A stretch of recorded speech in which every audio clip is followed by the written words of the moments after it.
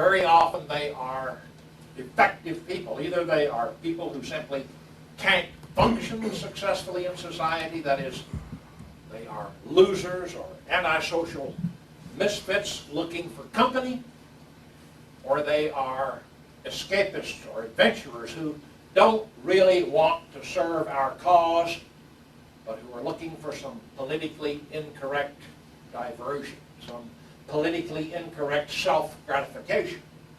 And they hope that we will be able to provide that gratification for them. And that's the last thing in the world that we want to do. It's not just that these people who have the wrong motivations generally provide us with little benefit. They are poison to us because they drive away from us the people who really can be useful to us, the people who really can and will serve our cause. This is something that is obvious to many of the people that we want, but it took me a few years to learn the hard way to shun hobbyists, to have zero tolerance for people who like to dress up in uniforms and shout 1488 and give Roman salutes to TV cameras. And I suspect that there still are a few Alliance people who haven't yet developed zero tolerance for these freaks. And that's why I harp on the subject so often. Ultimately, we need many more people than we have now, but we need winners, not losers. If we begin tolerating the losers now for the sake of having more people, we never will get the winners. And then we ourselves will become losers.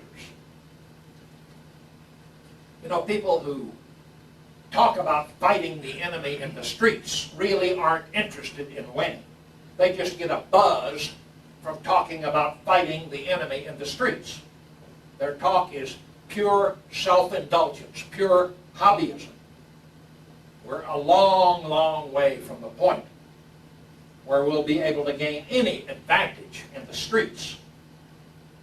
We may want to have a security force for certain functions before then. What will be notable about that security force, besides character and commitment, will be discipline and skill, not beer bellies and tattoos. To sum it up, the Alliance has no interest at all in the so-called movement. We're not interested in uniting with the movement, and we're not interested in competing with the movement for members. If anything, we should be grateful that the movement is out there to soak up a lot of the freaks and weaklings who otherwise might find their way into the Alliance and make problems for us.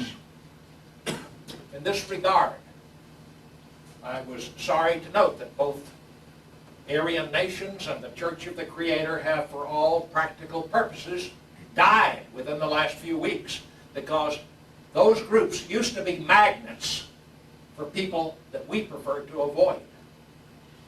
We can only hope that 2 or 3 replacement groups will spring up to take the place of Aryan nations and the Church of the Creator and once again draw away from us some of the defectives.